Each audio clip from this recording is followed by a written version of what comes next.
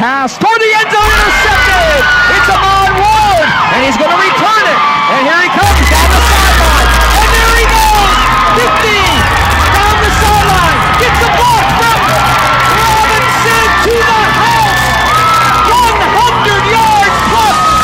Live from our Seton Hill University studios, this is Westmoreland on the Gridiron on the Westmoreland Sports Network. Here's your host, Sean Meyers. And we welcome you into another edition of Westmoreland on the Gridiron, right here on the Westmoreland Sports Network. I am Sean Meyers, joined by Dan Flickinger, talking high school football around Westmoreland County each and every Wednesday at 7 o'clock. And a busy show to get to. We will run down all of the scores from across the county for week one, the official start of the WPIAL football season. We'll have our always popular plays of the week. Some really good interviews. They are both Derry Area Trojan related. Mike Arone, the head coach who secured his first victory, and Ahmad, our player of the week, who had a terrific performance offensively and defensively in that victory. And we'll look ahead to the week two schedule of games. But Flick, some big takeaways from this past week. I mentioned it's the official start of the season, if you will, because the games start to count towards playoff implications, although most of them were non-conference. But there were some good ones in Westmoreland County. And as was the case the last couple of years, a terrific game between Greater Latrobe and Franklin Regional for the third straight year came down to the wire. This time it was Franklin Regional winning a thriller courtesy of a goal line stand. How about that? Anytime those teams play, you know it's going to be a great game. At least it has been. Double overtime last year. This year, as you mentioned, a couple of goal line stands. One happened in the first half for Franklin Regional, and then that one at the end of the game. A lot of Latrobe fans thought that Wetzel got into the end zone and broke the plane, but the officials said no. And it was interesting, Sean. Both coaches kind of talked after the game just about the mistakes that each side made. I mean, Lance Getzey was saying, look, if we can clean up the mistakes that we made with the turnovers, allowing a kickoff return by Jaton Williams, we're going to be really, really good if we can just clean those things up. And on the other side, Ron Brady, I saw him after the game. He was blaming himself for the penalties. And he's a stand-up guy. He's going to do that. But, hey, it's on the kids just as much as him. But, Latrobe had a potential game-tying touchdown that was called back by Johnny Wetzel because of a block in the back, a really long run in the third quarter. You had the goal line stands that happened. So Latrobe was that close to winning or tying the game, but it didn't happen. So just a great high school football game between two teams that, there's not many miles in between Franklin Regional and Latrobe compared to some other places. So I thought that was just great for high school football and really good for both teams. Yeah, you mentioned goal line stands, plural. There was multiple of them, not just at the end of the game, but in the first half as well, where Franklin Regional was able to hold the fort. But when you think back to last year, and again, this has been kind of back and forth because 2021 was that unbelievable comeback by the Panthers when they were down like 28 points and found a way to win. And then last year, the double overtime with Robbie Fulton's big game for the Wildcats. But you think back to last year, it was sort of, a proving ground. And then both teams went on to have great seasons, with Franklin Regional winning their conference title and Greater Latrobe making and winning a playoff game. I think it could be the same case again this year, because when you get those early season matchups, you want to win. But I think the most important thing is you find out where you need to improve and you find out what you're able to do well against top competition. I think both teams walked away, sure, wanting to clean up mistakes, but knowing that they can compete against playoff caliber opponents as well. Yeah, and I think both coaches recognize that a game like this, as you mentioned, is really good for the soul, right? Good for, getting those playoff type atmosphere games under your belt, and then you're ready when the postseason arises. Obviously, last year, Franklin Regional, they win a conference title and then lose in the first round of the playoffs. Another good game, though, to help them try to get ready for postseason play. And you look at a guy like Chase Lemke, Sean, it really took a step, I thought. I think Lance Getzey said that after the game, threw a couple of touchdown passes. Franklin Regional kind of had a breakout game from Dupil, I believe. Is that how you pronounce his name? Yeah, so he's a guy that, had a kind of a breakout game against Latrobe, too. So obviously we know about Aiden Hudock, but we need other guys if you're Franklin Regional to kind of step up. And I thought Chase Lemke did that against Latrobe.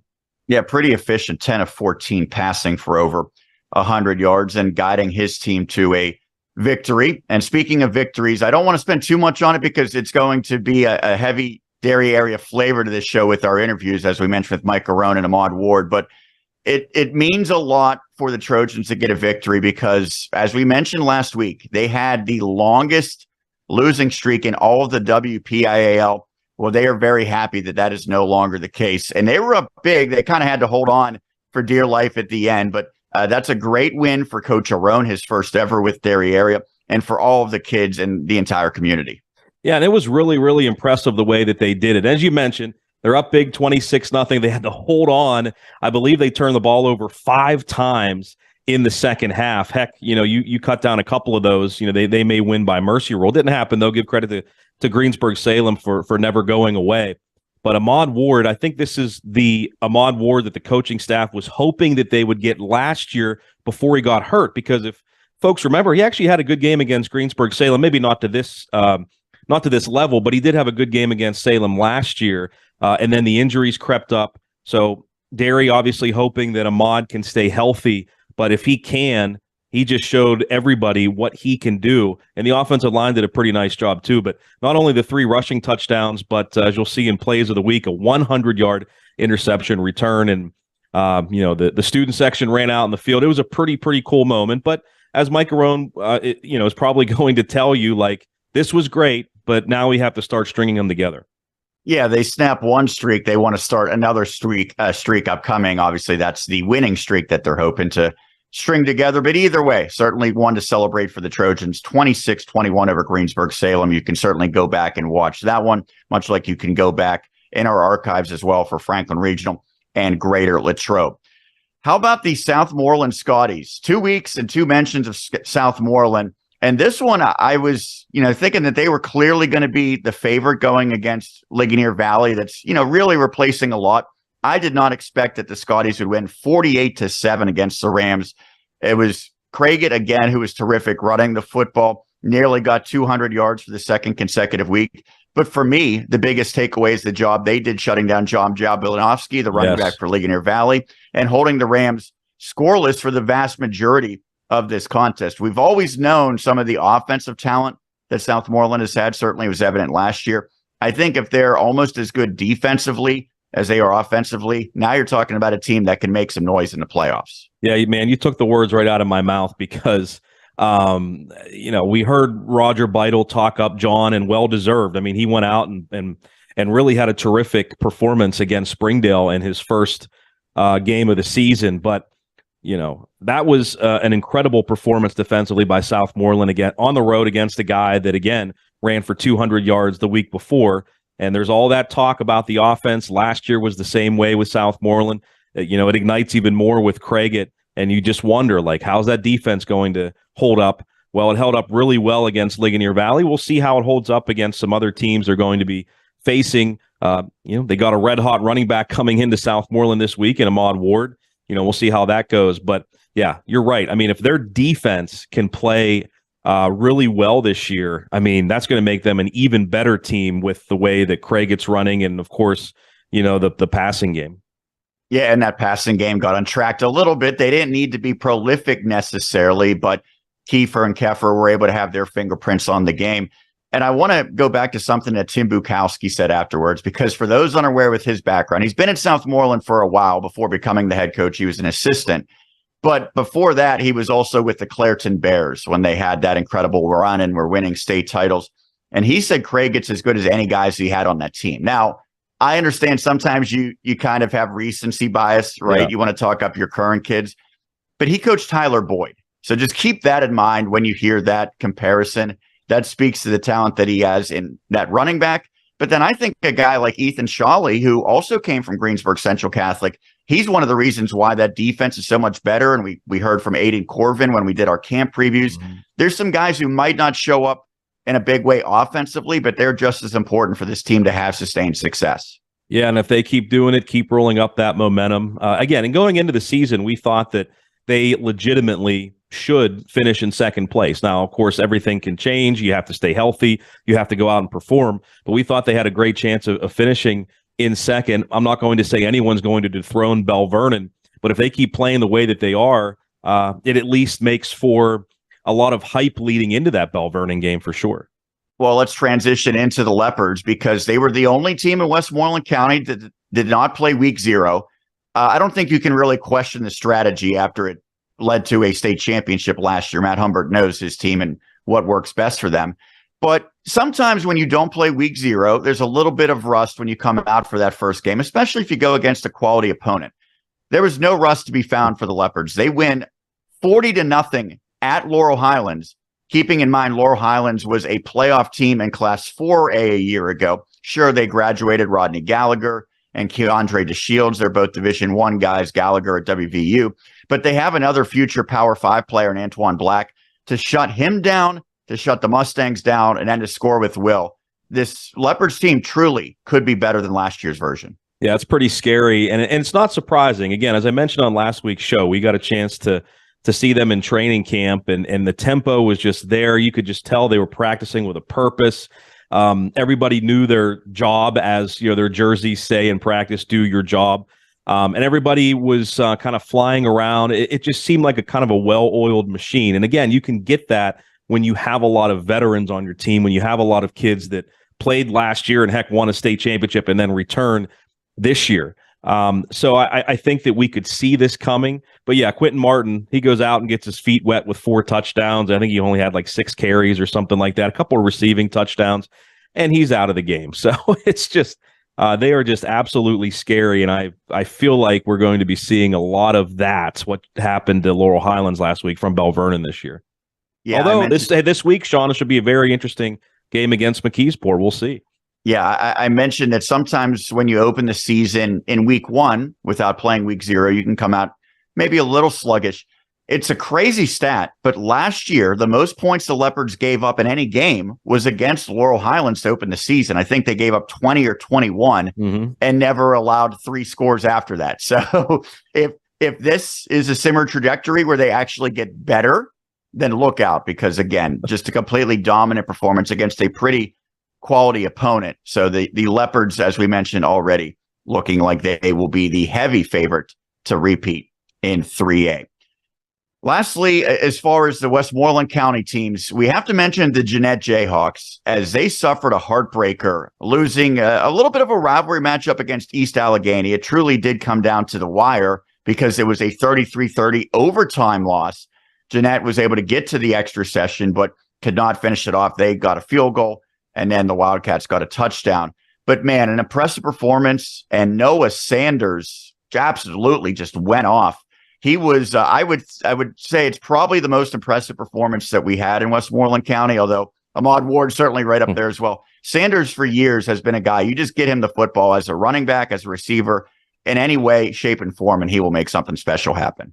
Yeah, and again, when you look at Noah, I don't actually know how tall he is, but he can't be any more than 5'7", and he's carrying the ball 29 times against. You can list him at like 5'9". You can all right, yeah, we'll give him a couple extra inches there, buddy. I feel him.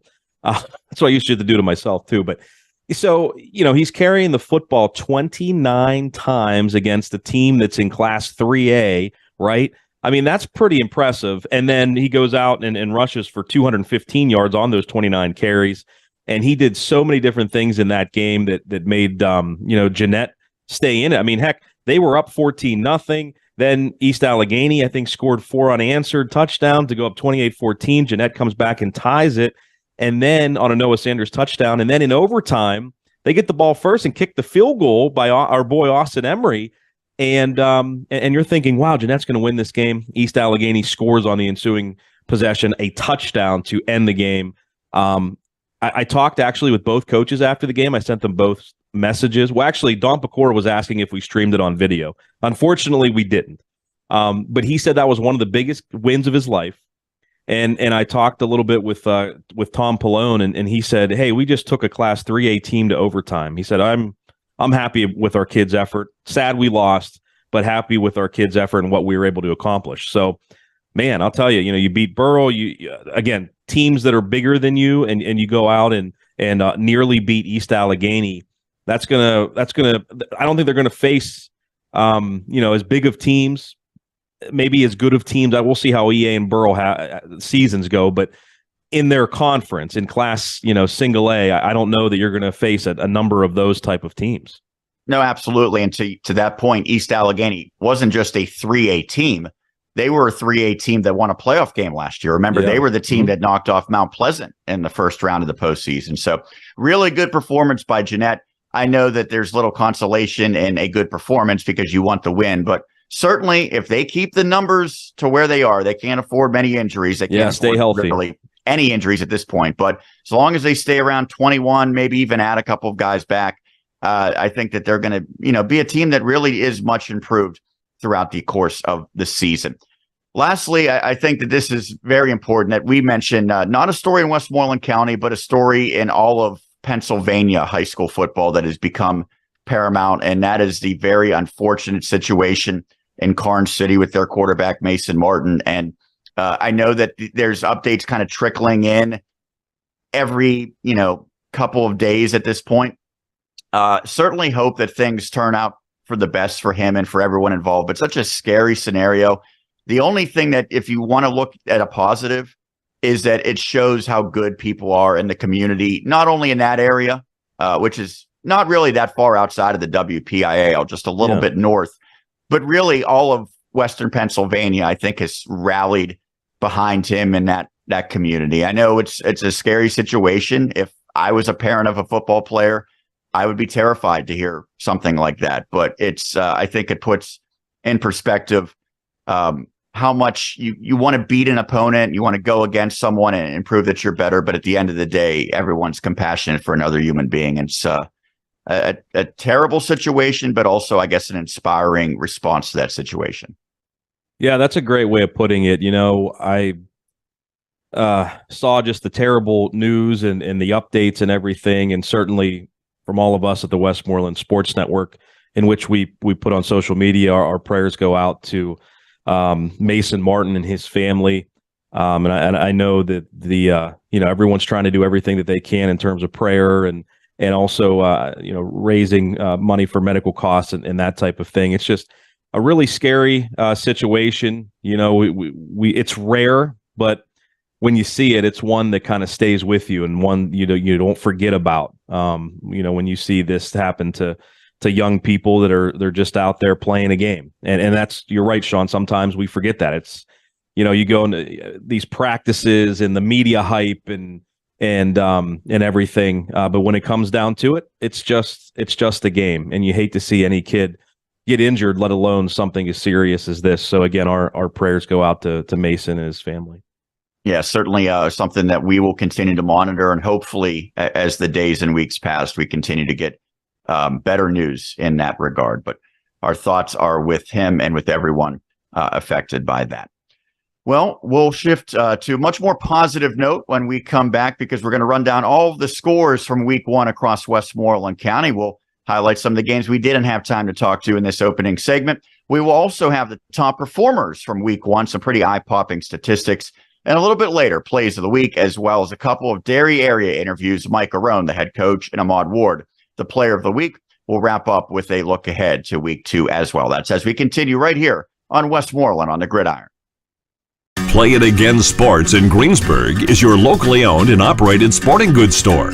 We set ourselves apart by offering a wide variety of both new and used equipment at competitive prices. Located in the Greengate East Plaza, below Walmart, Play It Again Sports' knowledgeable staff will help you and your family prepare for every athletic season. Whether you're looking to buy, sell, or trade, we are here as your one-stop shop. At Play It Again Sports in Greensburg, everybody plays. Why the 2023 Kia Sportage plug-in hybrid? It's roomy, it's fuel efficient, it's peppy, it comes with so many extra options. And right now at Smale Kia, get $500 off MSRP, plus a level 2 charging cord. So the real question is, why not? Get $500 off MSRP on any new Smale Kia and a level 2 charge cord with all 2023 Kia plug-in hybrids and EV models. And they come with Kia's 10-year, 100,000-mile warranty at Smale Kia.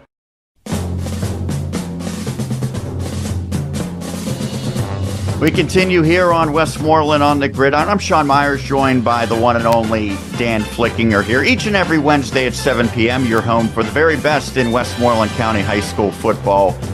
talk. We're going to in a little bit get to the plays of the week, the always popular segment. We'll also have some interviews with Mike Arone and Ahmad Ward, and we'll look ahead to week 2 of the WPIAL season. But let's wrap up week 1 by running down all of the scores and the top performers as well.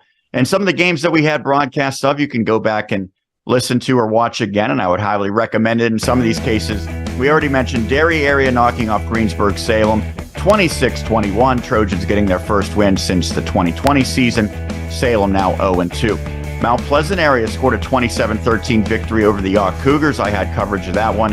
The passing game, very impressive for the Vikings, and Cole Chatfield and Lucas Nicotera certainly were paramount in that. The Norwin Knights shut out at home against Penn Hills, 27-0 in favor of the Indians. They have the look of a title contender. Norwin unable to replicate their strong showing from week 0 against Upper St. Clair.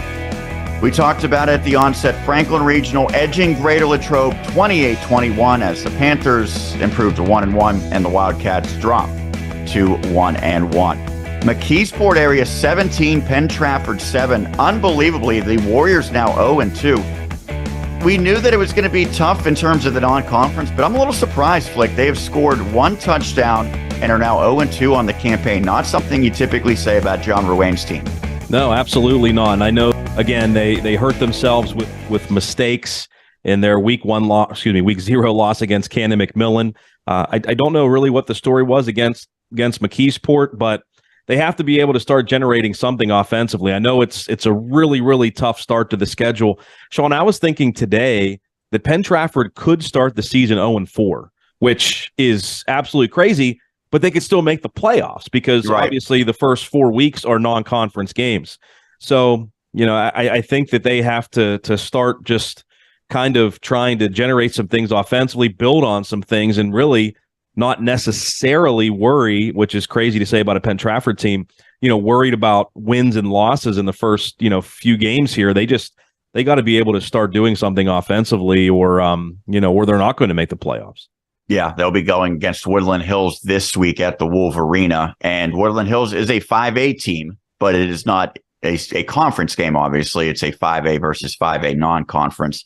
So we'll see. I still believe usually they will find a way. But no doubt that they've had some offensive issues exposed here through the first couple of games. And Sean, since you mentioned Woodland Hills, it's interesting to note the Gateway is 0-2. Yes. Losing to Mount Lebanon 28-7 and then getting crushed by Woodland Hills 27-0. Yes. So now this is conference is going to be interesting. There is, I guess, the injury factor because Brad Birch did not play in that game. Right. But yeah, it's Gateway, I think, was the favorite in 5A. And you could certainly say, Pine Richland deserves the benefit of the doubt. They're the defending champs, so on and so forth. But I think most people would say Gateway was the favorite coming in. I don't think that's the case anymore. So I think the first few weeks, you kind of see, okay, maybe these teams did not get enough credit. But all that really matters is you find a way to make the playoffs, and then every team more or less starts from scratch. And that's where certainly Penn Trafford has proven that it can accomplish a heck of a lot. Just think back a couple of years ago. A team that would love to make the playoffs is the Hempfield Area Spartans, but they were on the wrong end of a little bit of surprising outcome. They fell 28-7 against Connellsville. And so for the first time in a long time, the Falcons are now 2-0 and the Spartans fall to 1-1. Obviously not the performance that Coach Kiefer was looking for to follow up that big week 0 victory against Greensburg-Salem. Pine Richland blows out Kiski Area 48-0. The Rams win. I think they were a little perturbed after they suffered a loss in Ohio to begin the season, took it out on the Cavaliers.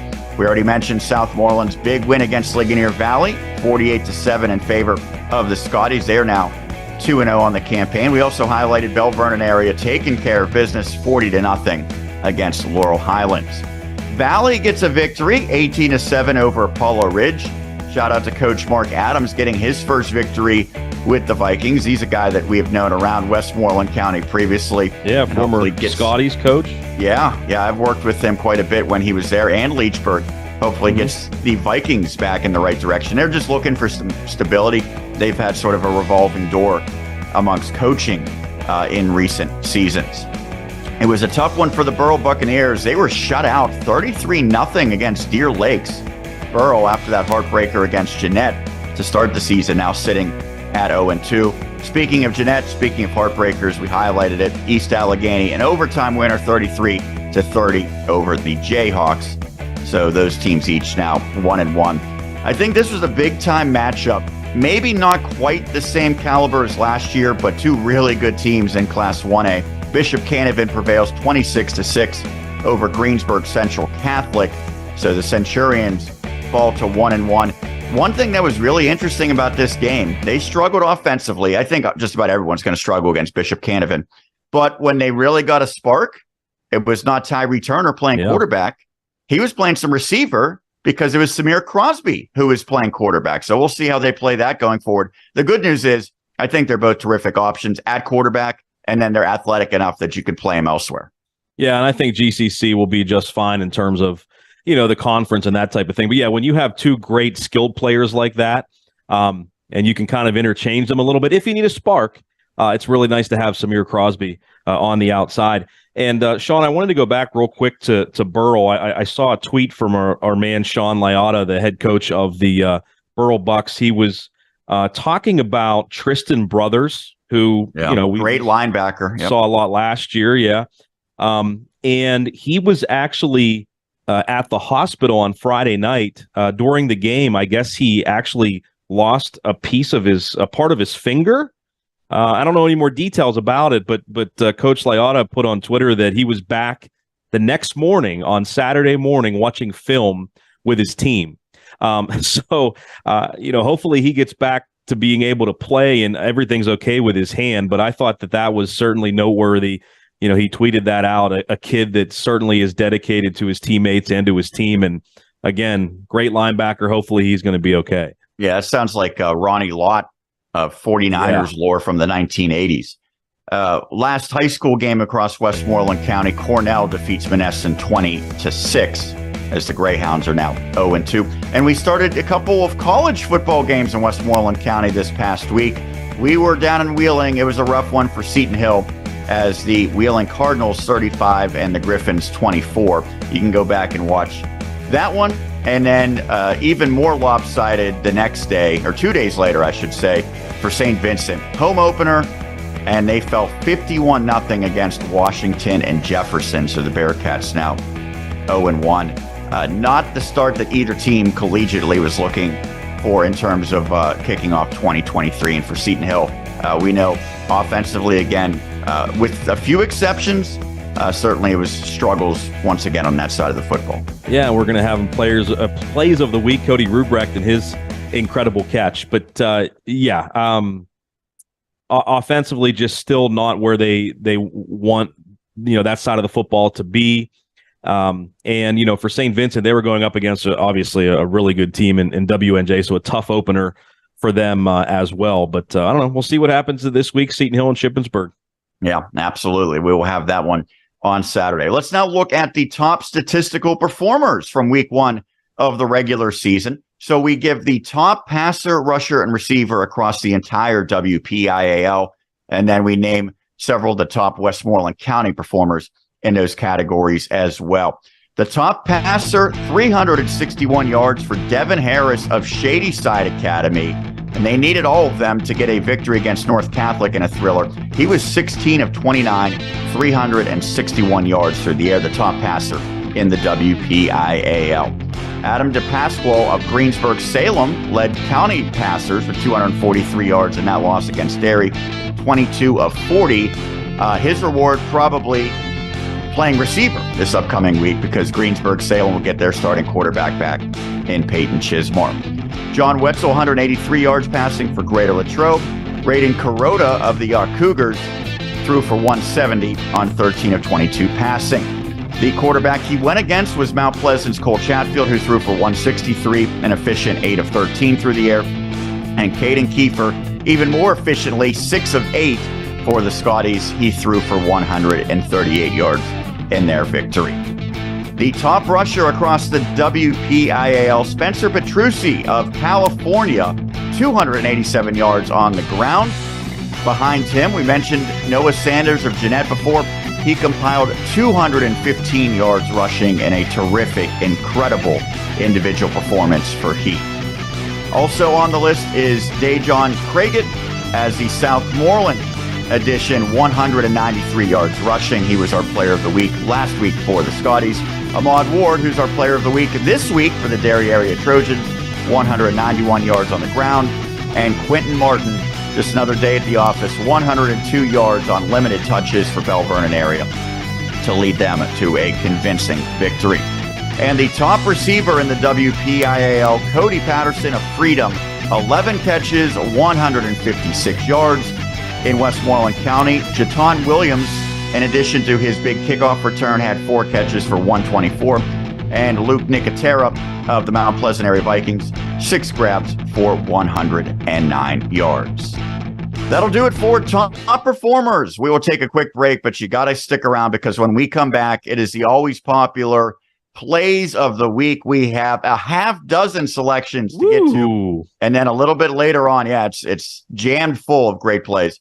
A little bit later, we're going to hear from Mike Arone and Ahmad Ward of Derry Area and look ahead to week 2 of the football season. That's as we continue right here on Westmoreland on the Gridiron. I feel like it's definitely very important, like for high school, because a lot of kids, get peer pressured into drinking and doing drugs. So like doing the events like in a school setting, I feel like definitely like try to prevent kids from like going to like parties and drinking and driving and doing drugs and being peer pressured. We just want to talk about the dangers of the substance abuse in our community, and we want to help be a part of stopping that. The Collision Shop by Jason Mignone is your one-stop shop for all things auto body repair. Our experienced technicians and state-of-the-art facilities have you covered on both passenger and heavy-duty vehicle repairs, including scratches, scrapes, and dents, free estimates, body repairs, welding, refinishing, glass replacement, and more. Our all-new alignment and calibration shop has the tooling, equipment, and staffing to ensure top-quality alignment and calibration adjustments for your vehicle. Our friendly office staff is more than happy to assist you through every step of your vehicle's repair process. Visit the Collision Shop by Jason for our complete list of services.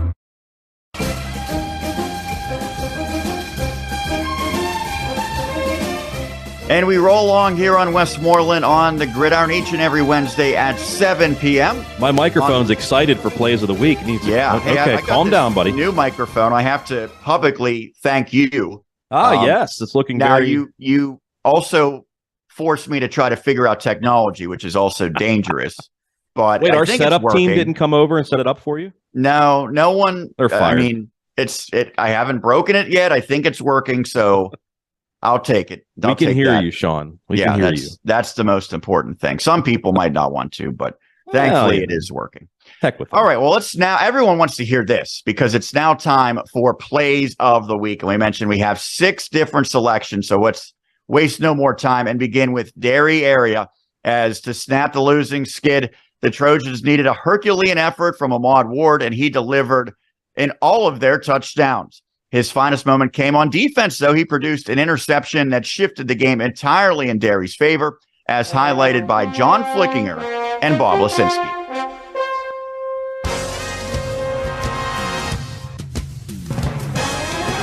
Is in the backfield. Take the Smith pass toward the end zone, intercepted! It's Ahmad Ward, and he's going to return it. And here he comes down the sideline. And there he goes! 50! Down the sideline. Gets a block from Robinson to the house. 100 yards plus Ahmad Ward. Touchdown, Trojans! Yeah, Ward just stepped right in front of that. You could see right when the pass well threw that ball, the Ward was just standing there waiting. And made a nice catch, and down the sideline he went.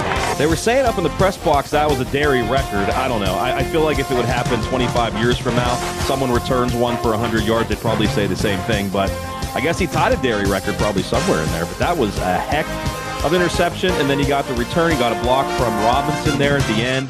And Trojans break the streak.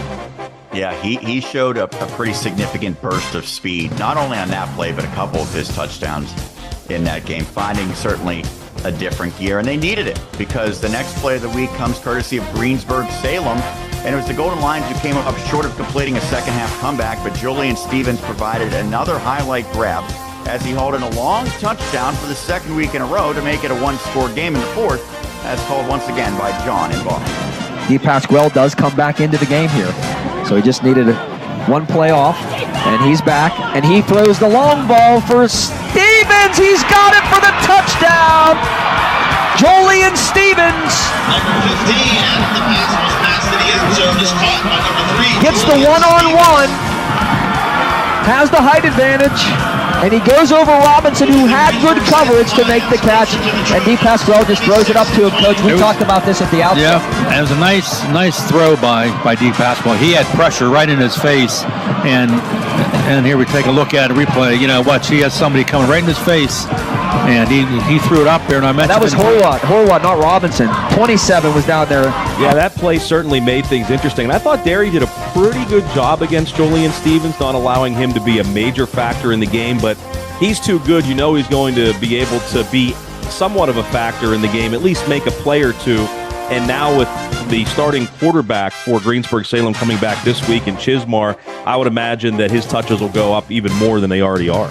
Yeah, and he's one of those guys that even if you're stride for stride and in good position defensively, you still feel like he's going to find a way to make a catch. Yep. He was not wide open there, but he has great size and obviously has that knack for coming down with sort of a 50-50 throw the ball up to him. Yeah, we've seen him do it 2 weeks in a row now, so why stop? We continue plays of the week with Mount Pleasant area as the Vikings passing attack was paramount in their win at York. Colt Chatfield and Lucas Nicotera hooked up for touchdowns twice in less than a minute in the second quarter. It was the second one of those scores in which Nicotera showed his ability in the open field, giving the Vikings a 14-0 lead, as commentated by myself and John Bainbridge. Now Chatfield and crew trying to tack on to the 7-0 lead. Officially the 25 is where the drive begins in Cougars territory. Pass is caught. Nicotera again, and he will get into the end zone on a 25-yard score. First the catch, then the move in the open field. And on back-to-back offensive plays, it's Chatfield to Nicotera. Nicotera really showed some quickness and little wiggle out there after he caught the ball. But that's sudden change offense. Score on the first play. Take advantage of the turnover. 24 seconds apart for the Vikings touchdowns. Big time game for Cole Chatfield. Really nice grab there by Nicotera, but you look at Mount Pleasant, you always think of running the football, but Chatfield's a pretty good throwing quarterback, and Sean, you saw it obviously firsthand on Friday. Nice to see that they can use that weapon if they need to in Mount Pleasant. Yeah, I don't know that it's going to work every week as well as it did against the Cougars, but even in the first quarter when they didn't score, Mount Pleasant was getting receivers open, and Chatfield was putting the ball where he needed to. Now they had a touchdown called back by penalty.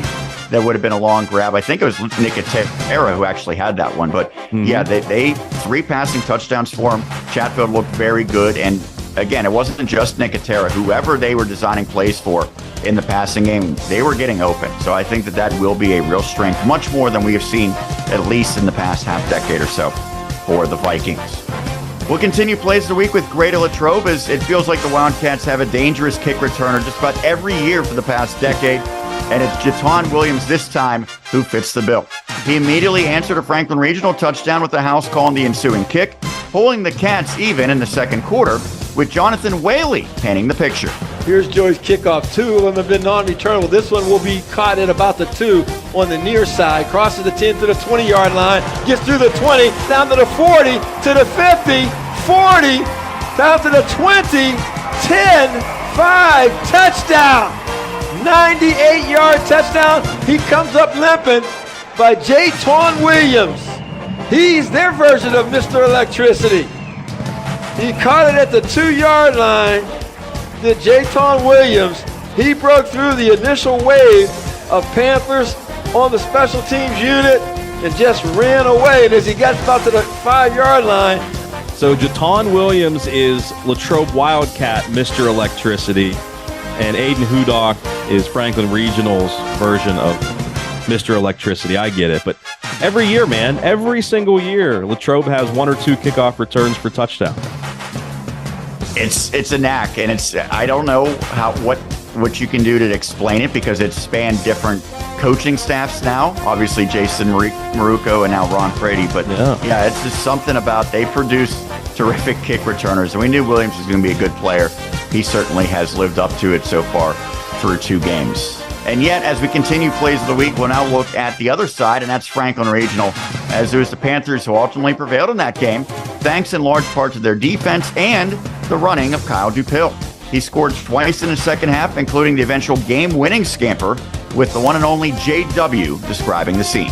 This is only the 3rd possession offensively in the quarter, and the Panthers have had 2 of them, scored on the first one, and trying to get the lead for the second time tonight. 1st and 10 for the 31. Dupil hits it up in there, comes to the near side. Dupil comes to the 20, to the 10, to the 5, dives for the end zone. Touchdown!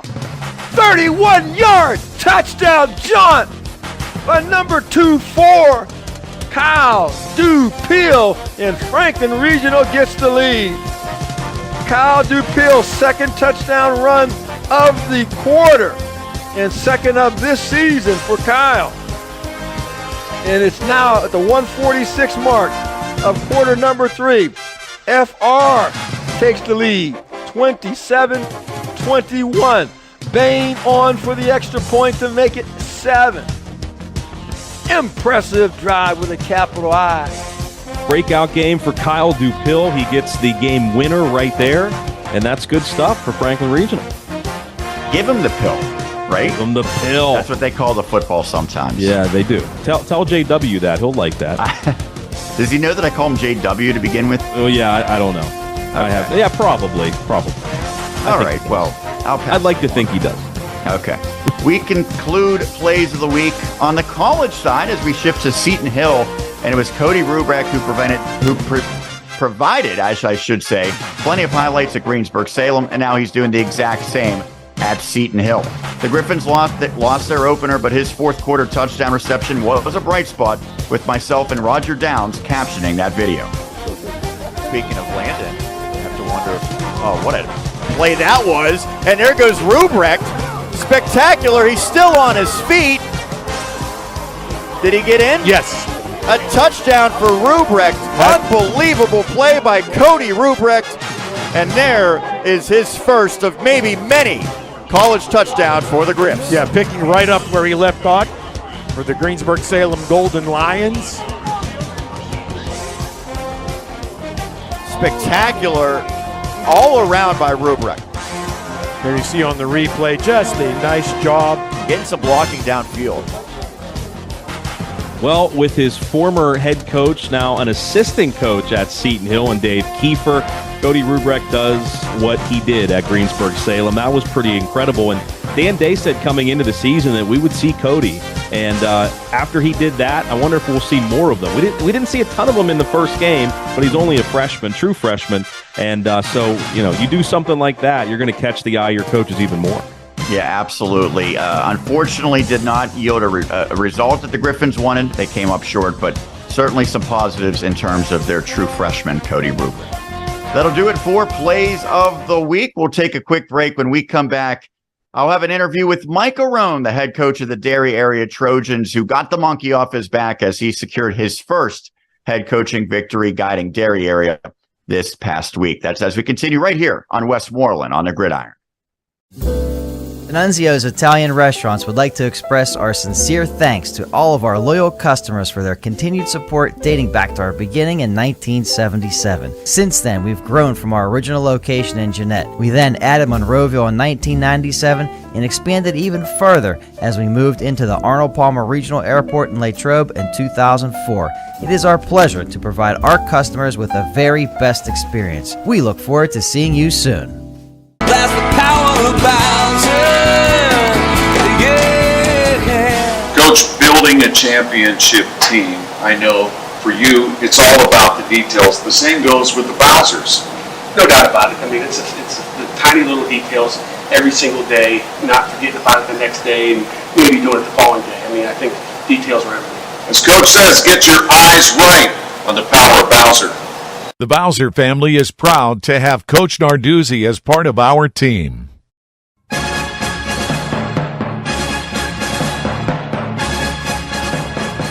Welcome back to Westmoreland on the Gridiron. Sean Meyers joined by the head coach of the Derry Area Trojans, Mike Arone, who is coming off of his first career victory guiding Derry Area, a thrilling win against Greensburg-Salem this past Friday. First off, Mike, congratulations, 26-21, but the most significant thing is snapping that losing streak that had stretched back to before your time there. What did it mean to you and to the entire group of players to finally get a victory? Well, thanks, Sean. Thanks for having me, number one. Just as a team, everyone, there was a lot of emotion after that game. Some kids with tears in their eyes, and rightly so. Like, it's an emotional game. And so to get that win was big for us. It's not about me.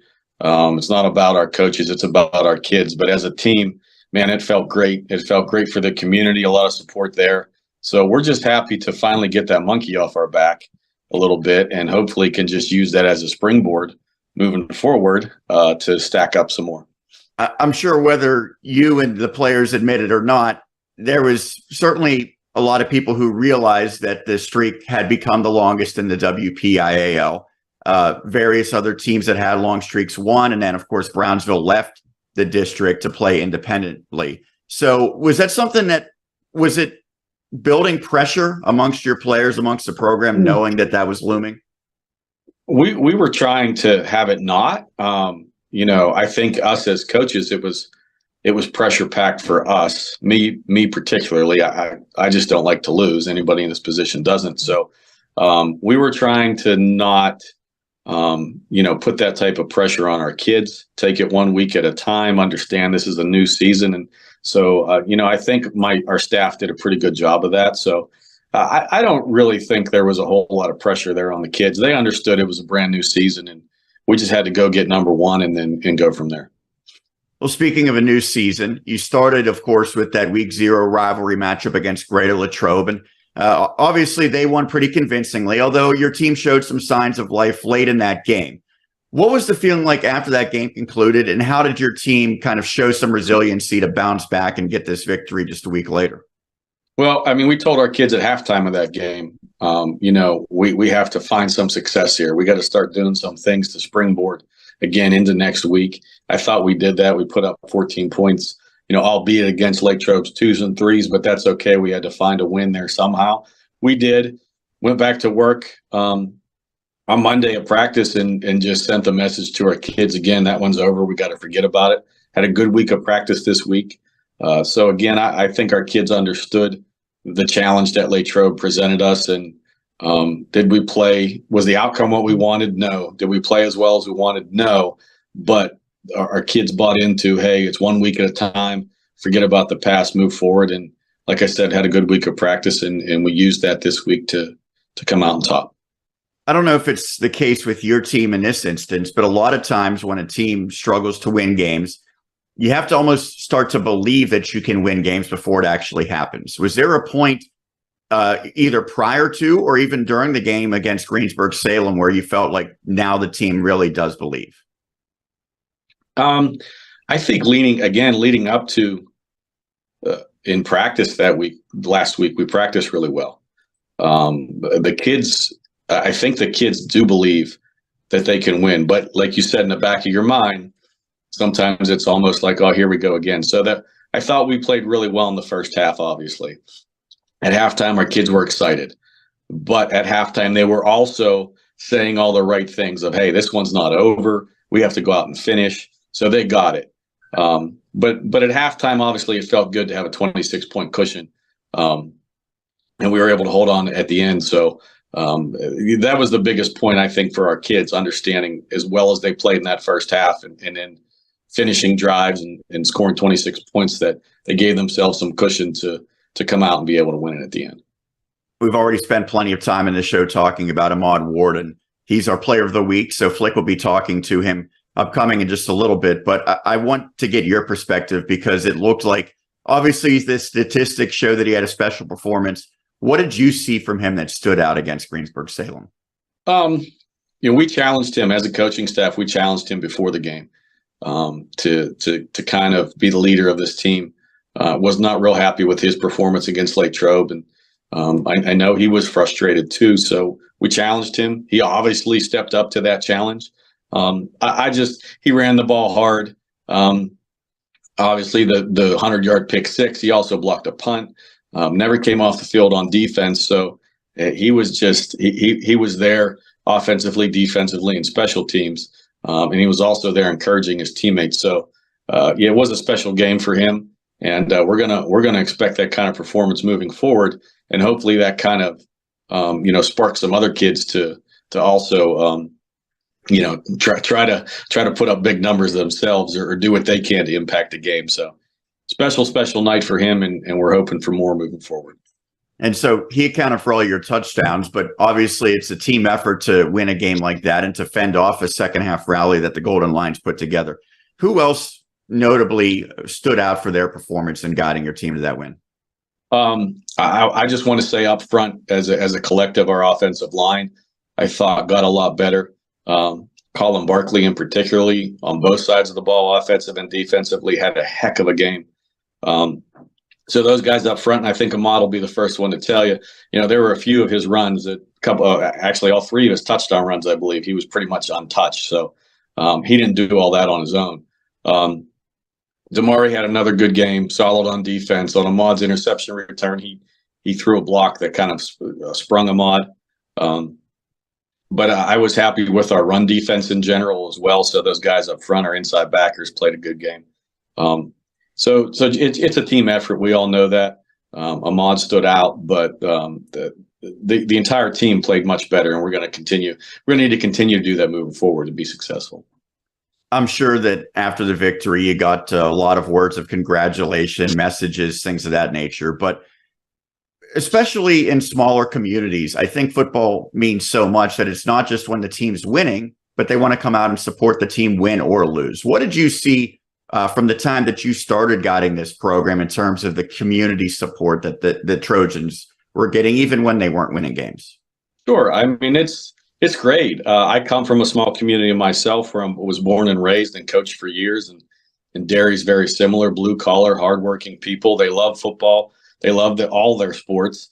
And everyone's been supportive, even through the losing, and I've said this before, that a lot of people said, "Oh, you look like you're getting better. You're getting there." And when you're playing a game like this, that the outcome is you want to win, you kind of get sick and tired of hearing that you're just getting better. Sooner or later, you got to start winning games. And we were able to do that. But I can't say enough about the entire community here, from the student body to in the school to everybody outside of it. Big support. Everyone gets excited for Friday nights, and it's just a great feeling. I know a great feeling, of course, last Friday, but from one win now, you want to start a streak of winning because you snapped that long losing skid. It's not going to be easy, however. You're going against a team that is, I would say, one of the most impressive that we have seen in Westmoreland County so far this season, the Southmoreland Scotties. Their running game has been special, but I think maybe a little bit underrated has been how good their defense has been as well. When you look at them, and I know that there's obviously some familiarity since they're relatively close geographically, what are the first aspects of their team that comes to mind to you? Well, obviously, first and foremost, the running back, Craig Ed, he's the real deal. He'll run over you, he'll run around you, and if he gets by you, he's gone. You're not catching him. So, we have to do our best to. You're not going to contain him, but you have to, do your best to bottle him up and not let him beat you alone. But besides that, Kiefer, the quarterback, has a strong arm. Keffer, the wide receiver, I believe, led the WIPIO in receptions last year. So they can hurt you from a number of different ways. And yes, their defense is much improved. So big challenges there, big challenges. But again, I'm hoping our kids we have a game plan in place. We're going to practice that this week. And hopefully our confidence is high enough that we can go in and understand that we can compete with these guys. And you never know. You keep it close at the end and you go from there. We talked about some of their standout players, maybe the best receiver in the county last year, and maybe the best running back so far this year. When you're going against great players like that, does it maybe bring out the best in your guys, especially a guy like Ahmad Ward, who I'm sure has a little chip to kind of prove that he's as good as them? Yeah, you hope it does. And you talk about that in practice with some of your better players. Saying, look at the attention that this particular player might be getting. Well, hey, look at the numbers you put up. So absolutely it does. And it's a challenge type thing. We like to, they say iron sharpens iron. We like to, we take that mantra into practice, and we like to put our best against our best. And they do that. They challenge each other. They compete in practice. So yeah, absolutely. I think our kids are ready to step up to that challenge and be known themselves. But they're a handful. There's no doubt about that. But we're going to be prepared, and our kids are going to play hard, and we'll see where we are. Other than the obvious, which is trying to somehow slow down their star players, what are the biggest keys to have success? I think, again, we have to control the ball, and we have to finish. We were able to do that somewhat. This past week against Salem, we finished drives.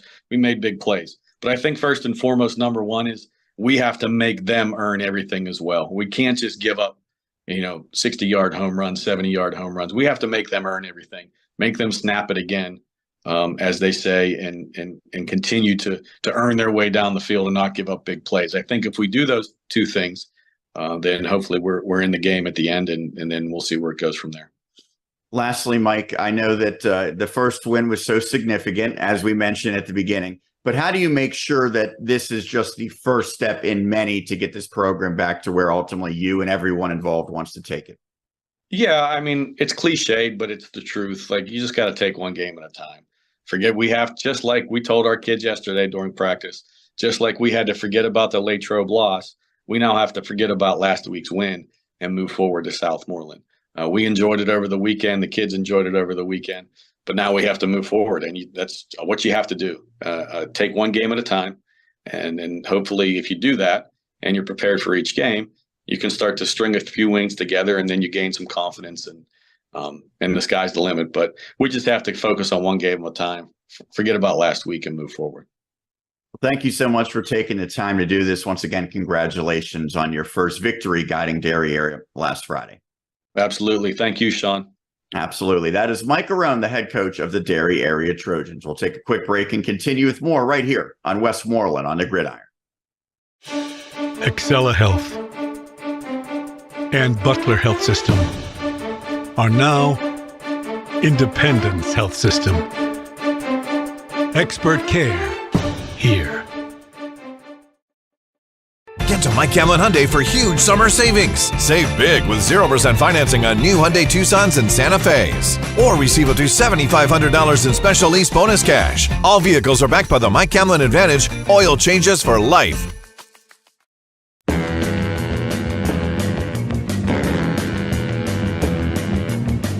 Welcome back to another episode of Westmoreland on the Gridiron. You know when and where to catch us, 7 o'clock on Wednesdays right here on the Westmoreland Sports Network. We appreciate Mike Arone for taking the time to talk about Derry Area, but we're not done discussing the Trojans. That's because our next interview is with their star running back, Ahmad Ward. But Flick, why is it going to be with Ahmad Ward? Well, Sean, when you score 3 touchdowns on offense and then return an interception 100 yards, for another touchdown, you're probably going to win, even though there were some other guys that had some big games, including, you mentioned Noah Sanders getting those 3 total touchdowns last week in the Jayhawks lost to East Allegheny. But the biggest reason is because the fans voted for him. How about we had over 3,000 votes? That's one of the highest vote totals that we've ever had for our player of the week, and Ahmad Ward wins by getting a little around 40% of the vote. But we already gave you his stats. We talked about Williams for his kick return and his touchdown. Jaton Williams, another nominee this week, 4 catches, 124 yards. I just mentioned Noah Sanders. And the 4th nominee this week, Lucas Nicotera, 6 catches, 109 yards, 2 touchdowns in that win over York. Don't forget, every week you can vote for who you believe should win Westmoreland County Player of the Week. And we'll get a chance to interview them on Westmoreland on the Gridiron. And we give a shout out, by the way, to our man, Mike Houck. He makes these graphics for the kids whenever they win the Player of the Week, which we display on our social media pages. They are awesome. So we had one last week for Dejon Craigett, and we'll have one this week for Ahmad Ward up on our social media. Congratulations to Ahmad, and I guess we'll talk to him next. I'm taking your steam now. I'm sorry. It's okay. Go well, ahead. for the other players, there's always next week because remember, That's once right. someone wins, they're no longer eligible. So That's we've right. already had 2 winners, but all the players who did not get selected this week, for those fans, get out there and continue to make your voice heard. Stuff the ballot box, if you will, and let's try to get 4,000 votes maybe next week. Well, we will hear from the man of the hour, Ahmad Ward, after a quick break. And then when we come back after that interview, we will wrap it up with a look ahead at the Week 2 preview around Westmoreland County. That's upcoming right here on Westmoreland on the Gridiron. Hi, Westmoreland sports fans. This is Al Gallardo, financial advisor with Lincoln Investment and longtime Westmoreland County resident. Whether it's a traditional or Roth IRA, 403B or 457 plan, mutual funds, ETFs, stocks, or bonds, I can help you navigate the markets and assist you in achieving all of your goals. Call me at 724-309-8337 or email me at agallardo@lincolninvestment.com and we'll get started together. Good luck to all of the area's athletes and coaches this season. Nothing performs like a Volkswagen, and nobody does Volkswagen like Sendell VW in Greensburg. Taos, Tiguan, Atlas, Jetta, and more. Sendell VW has tons of new inventory on the lot, with more arriving daily. Visit our showroom today or check out our easy-to-use Stop, Shop, and Roll online buying feature. Get your best deal on a great selection of new Volkswagen models at Sendell VW, Route 30 in Greensburg. SendellVW.com. We would love to meet you. Robinson in motion. Ahmad with the carry, and he's in again for his second touchdown of the night. From 4 yards out this time, Ahmad Ward makes it 12-0. Welcome back to Westmoreland on the Gridiron, and it is time to talk with our Week 1 Westmoreland Sports Network and Westmoreland County Player of the Week. He is Ahmad Ward. I promise him I won't call him Omar. I can't make that promise. I'll try not to throughout this interview. Ahmad had an outstanding game in the victory for the Trojans against Greensburg-Salem, which snapped the 20-game losing streak. Had 3 touchdowns on the ground. He intercepted a touchdown and went 100 yards for a score. Just incredible stuff. Almost 200 rushing yards for Ahmad. Thank you so much, man. I appreciate it for you joining me here tonight, and congratulations on the win and being named Player of the Week. Thank you. Appreciate it. So, Ahmad, let's get into it. You know, what was the feeling like seeing those zeros on the clock, snapping the streak, and in the student section rushing the field? Because I know how much work you guys have put in year after year to start winning some football games again at Derry, and you finally were able to do that. It was a very emotional feeling at first because right after the game, I went to go hug my mom because she really is the one that pushed me throughout all this. And when I wanted to skip a practice or skip a workout, she's the one that's been there for me the most. And I just love seeing my guys get that excited after the game because they've been with me the whole time. They've been getting those zeros too. And just to put that many touchdowns up with my team, all because of them, that really helped me at the end of the game. So again, you rushed the football for almost 200 yards yourself, and there were some other guys that certainly contributed too. But what allowed you and the running game to have so much success against Greensburg-Salem? I'm going to say my O-line. My coach drilled into their heads the week before, because after coming off the game of Latrobe, you wouldn't be that confident. But my coach, he really got our heads on straight. Mr. Mylan, he drilled that we just need to, we have a chance of winning this game. And whenever, everything just started to come together after that first touchdown. I started to see the holes better, and I started trusting my line a lot more. Take us through the 100-yard interception return for a touchdown. They were saying up in the press box it was a Derry record. I don't know if that's the case or not, but that was pretty wild. What exactly you saw, how the play broke down? I mean, did you notice a formation? Did you see the quarterback doing something different, jumping the route? Just kind of take us through the entire thing, if you could, Ahmad. So the play before that, actually, they got, I think, ball don't lie. So then I knew I had to do something because we're at the goal line. So I made that play, and I just ran on the field. And I remember seeing my boy Damari. He made that block that made me get in the touchdown. So I really appreciate him for that. So it was a long way to run. And you've already, you had so much of the workload already that night. What was it like when you reached the end zone? I mean, were you kind of looking for oxygen, or did you feel okay? Oh man, I was tired, but But my coach says embrace the suck. My coach Moore, he says embrace the suck, and that didn't suck at all. Because after getting that touchdown, I felt it was the best feeling in the world. I'm not gonna lie. Speaking of, that oxygen that you needed and the workload, you did carry the ball 28 times, a pretty nice workload, certainly for a running back. Is that something that you think will continue throughout the year? And Ahmad, did you do anything special in the offseason to kind of get, your body ready for it, especially being, injured a lot of last year? I just went to my trainer a lot. He told me to come in and stretch every day. And I really worked hard this offseason because after that season, like not being able to play, I just started to love the game more. So like I went with my brother. He works at Innate Fitness. Mm-hmm. I worked out with him.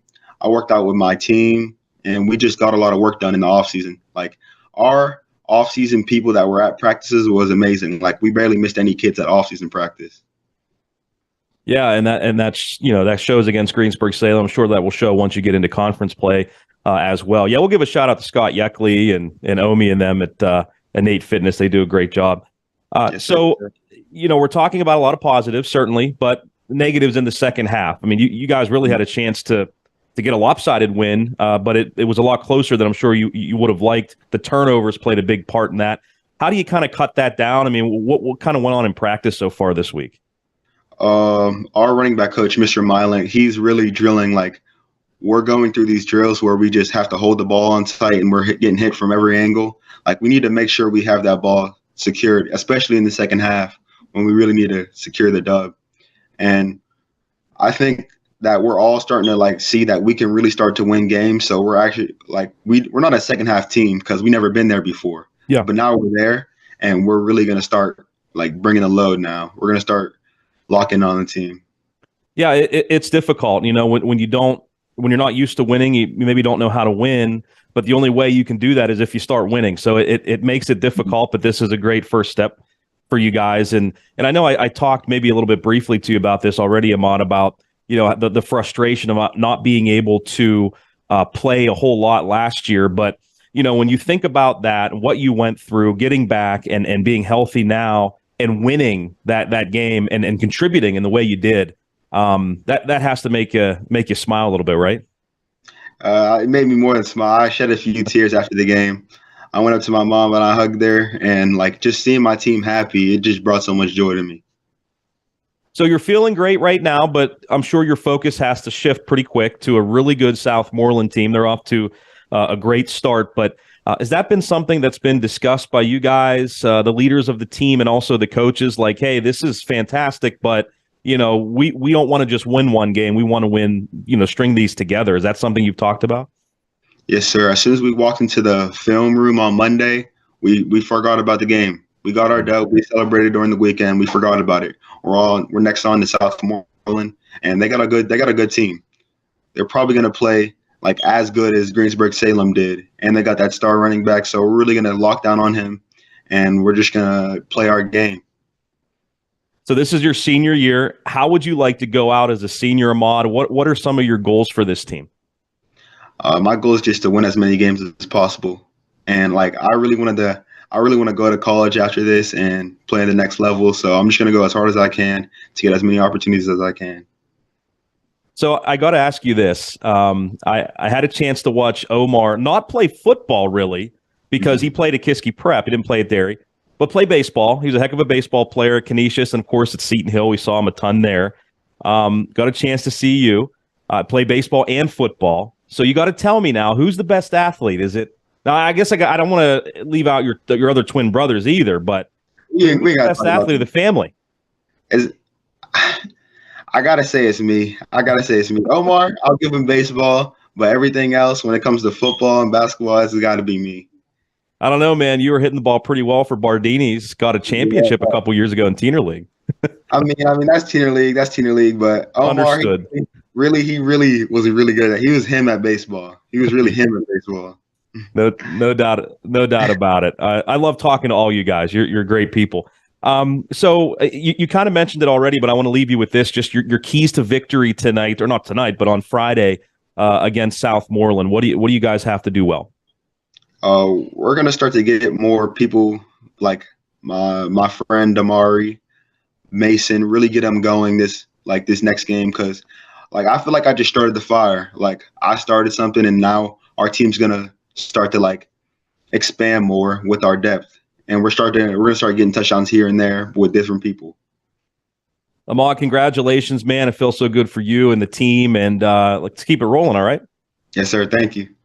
That is Ahmad Ward, our Week 1 Westmoreland County Player of the Week. Coming up next, we'll preview that game and other Week 2 games here on Westmoreland on the Gridiron on the Westmoreland Sports Network. State Representative Mike Reese was a great advocate for the kids in our community. He felt athletics were a vital tool in raising healthy, happy kids. The Mike Reese Memorial Fund offers grants to local youth athletic organizations so that every kid has a chance to play. Funding is available for new equipment, registration fee offset, facility improvements, and more. Visit MikeReeseMemorialFund.com to apply. East Suburban Sports Medicine Center, Western PA's #1 physical therapy practice since 1984, is always offering same-day or next-day appointments for all new patients. With 8 convenient locations and extensive therapy services, ESSMC offers the best care anywhere, hands down. Call 412-856-8060 or visit ESSMC.com to schedule today. ESSMC Physical Therapy. Your health, your decision.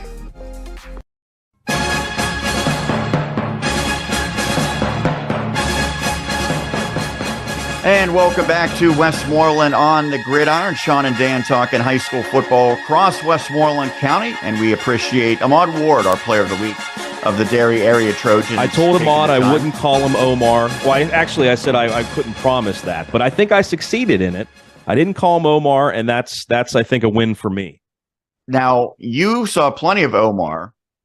He's a Derry guy, but we saw him as a baseball player. Well, yeah, I saw him more. Well, I saw him more at Seton Hill because when he was at Derry, he didn't play for Derry. He played for Kiski Prep.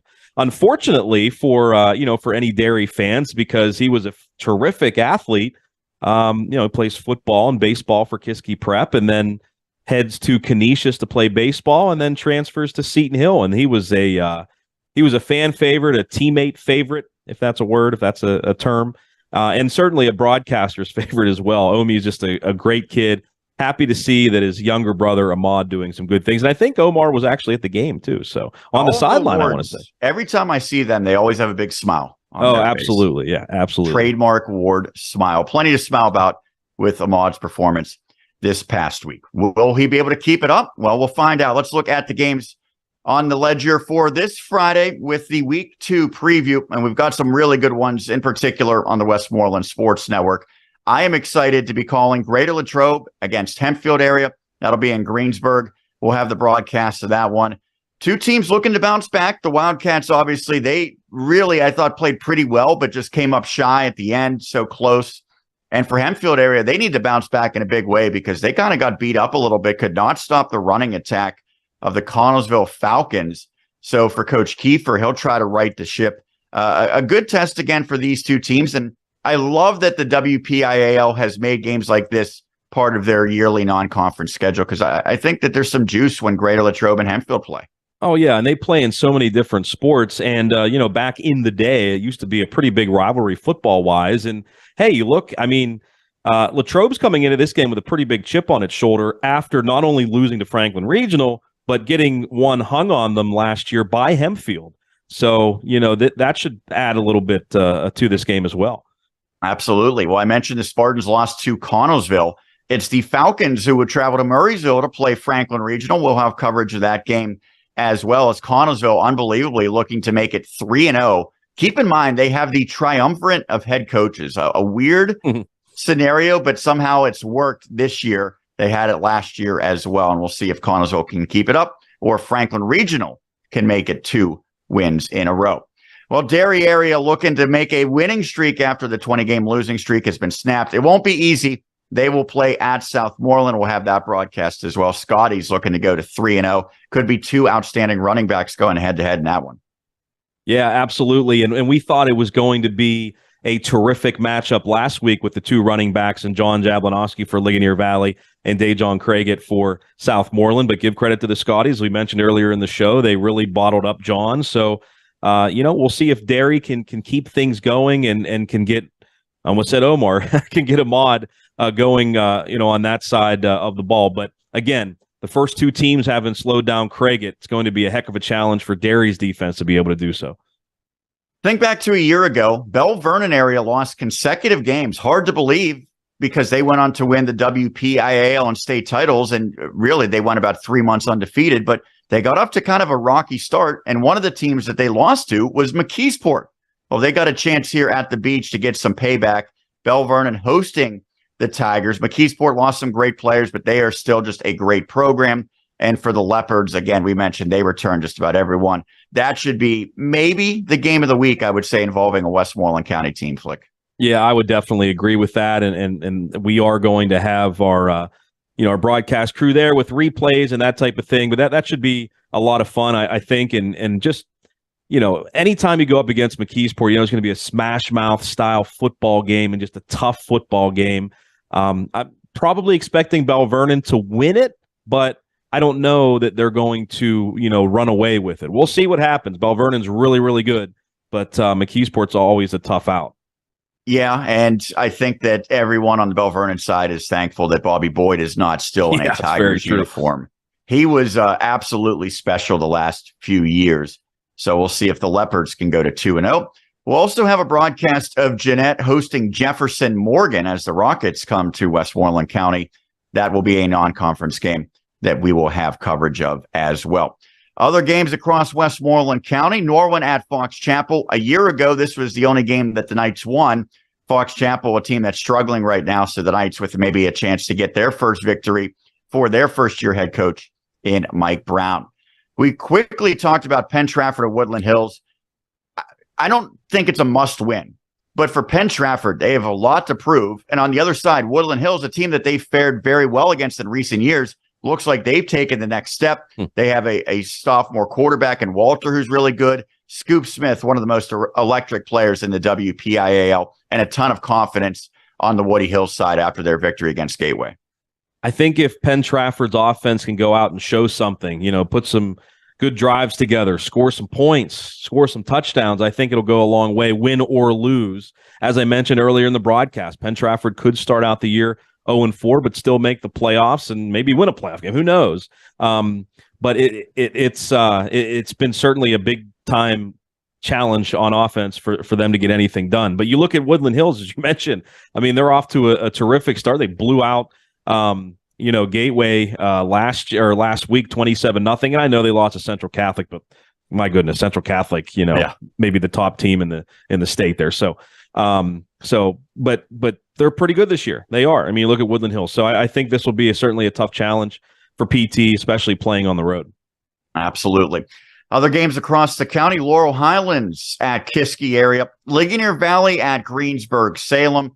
We mentioned that the Rams looking to bounce back after their tough loss last week, and they certainly want to get Jablonowski unleashed on the other side. Greensburg, Salem gets their quarterback back, but they have struggled through the first couple of weeks under their new head coach in Ty George, but he's a good coach. He will figure it out sooner rather than later. Mount Pleasant area at McGuffey, Valley at Burrell. I think they call it the Battle of the Bypass. That is a big-time matchup. Now, would it be better if it was a conference game? Sure, but I think it still means a heck of a lot to the Vikings and the Buccaneers, and I know that it's the communities embrace it, those two neighboring communities, so that will have a lot of juice on Friday night as well.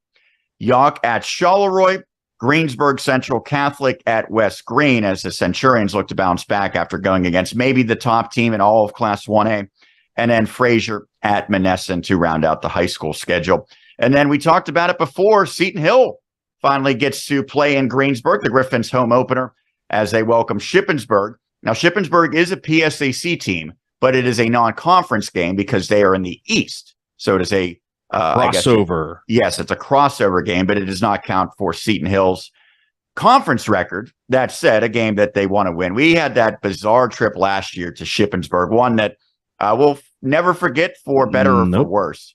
That's ugly one of game those last year for the Griffins. They do not want to repeat that by any stretch of the imagination this year. No, and that's one of those stories that, when people say, like, reflect back on your career and what you've seen. And I mean, people passing out in the stands. Someone broke his ankle on the field. I mean, that was just insane. Hopefully it doesn't happen this Saturday, for goodness sakes. Yeah. Stay hydrated, crossed. Sean. Absolutely. Excited to call that one at Offutt. We'll have coverage of that one starting before noon on Saturday. And then St. Vincent going against a very, very good Carnegie Mellon team down at Gessling Stadium. The Tartans always one of the top teams in the PAC. Well, Flick, just a couple more minutes before we put a bow on this one. I know that we focus so much on the games that just happened or the games that are upcoming, but for WSN, it's more than just Friday night or Saturday afternoon football. We've got plenty of content on the website. And then starting this week, and then certainly we'll carry on through the rest of the fall, we have other sports as well, including boys and girls soccer, and even collegiately we'll bring some soccer and volleyball action throughout the season. Yeah, our focus certainly is Westmoreland County-wide, but all the sports as well with the notebook we have every Monday. Jack Ridenauer does a great job interviewing for our Recruiting Thursdays, and the majority of the Recruiting Thursdays are not football related, right? And we've had so many basketball players recently and soccer players recently. So, we try to run the whole gamut of high school sports in our county and try to highlight all of the sports, including the scores every single night on our scores page and on the top of our homepage on westmorelandsports.com, the soccer scores and any volleyball scores that we have, we put on there as well, including, of course, the football scores then on Friday. And I just wanted to say real quick, Sean, as I point my red Sharpie, I don't know why I'm doing that. Let me throw that out of there. I just want to issue a quick apology for our website. We've been doing this for 14 years. I don't know that our websites ever went down like that. We had our platform go down a couple of years ago that we streamed to, but literally our website went down on Friday for a while. And it was more of a more regional outage than anything, locally that was our site. It had something to do with servers. I'm not even going to explain the whole thing because I don't understand it either, but we do apologize for that. And we're ready to go this Friday. Absolutely. And if you tried to tune in and you couldn't get the broadcast immediately, the good news is those games are archived. So you can go back and watch those, as we mentioned, the games that we broadcast last week. And not only just last week, you could go back, a dozen years for archives now, sure. if you really want to dig up some old memories. So plenty of good stuff, whether it be on Friday nights and Saturday afternoons or every single day, all throughout the fall on the Westmoreland Sports Network. That'll do it for this edition of Westmoreland on the Gridiron. But of course, we will catch you again next week at 7 p.m. But for now, we'll say thank you for tuning in, and we'll talk to you in a week's time. For my colleague, Dan Flickinger, Sean Meyers signing off. Thanks for tuning in to Westmoreland on the Gridiron. Good night.